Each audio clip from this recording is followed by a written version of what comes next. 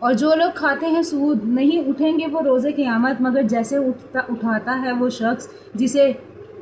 جسے باولا کر دیا گیا ہو شیطان نے چھو کر۔ یہ حال اس لیے ہوگا کہ وہ کہتے ہیں آخر تجارت بھی تو سود ہی کی مانند ہے، حالانکہ حلال کیا ہے اللہ نے تجارت کو اور حرام کر دیا ہے سود کو، لہٰذا جس کو پہنچ گئی نصیحت اس کے رب کی طرف سے اور وہ باز آ گیا تو اس کا ہے جو وہ پہلے لے چکا ہو اور معاملہ اس کا اللہ کے حوالے، اور جس نے پھر لیا سود تو ایسے ہی لوگ ہیں جہنمی اور وہ اس میں ہمیشہ رہیں گے۔ مٹاتا ہے اللہ سود کو اور بڑھاتا ہے صدقات کو، اور اللہ نہیں پسند کرتا کسی ناشکر گناہ گار کو۔ بے شک جو لوگ ایمان لائے اور کیے انہوں نے نیک کام اور قائم رکھی نماز اور دیتے رہے زکوٰۃ، ان کا اجر ہے ان کے رب کے پاس، اور نہ کوئی خوف ہے ان کے لیے اور نہ وہ غمگین ہوں گے۔ اے ایمان والو ڈرو اللہ سے اور چھوڑ دو جو باقی رہ گیا ہے سود لوگوں کے ذمے، اور اگر ہو تم ایمان والے، پھر اگر تم نے ایسا نہ کیا تو تیار ہو جاؤ لڑنے کے لیے اللہ سے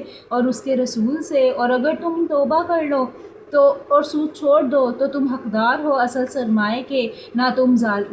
ظلم کرو اور نہ تم پر ظلم کیا جائے، اور اگر تنگ دست تو مہلت دو خوشحال ہونے تک، اور یہ بات کہ بخش دو تم سے زیادہ بہتر ہے تمہارے لیے، بشرط یہ کہ تم سمجھو۔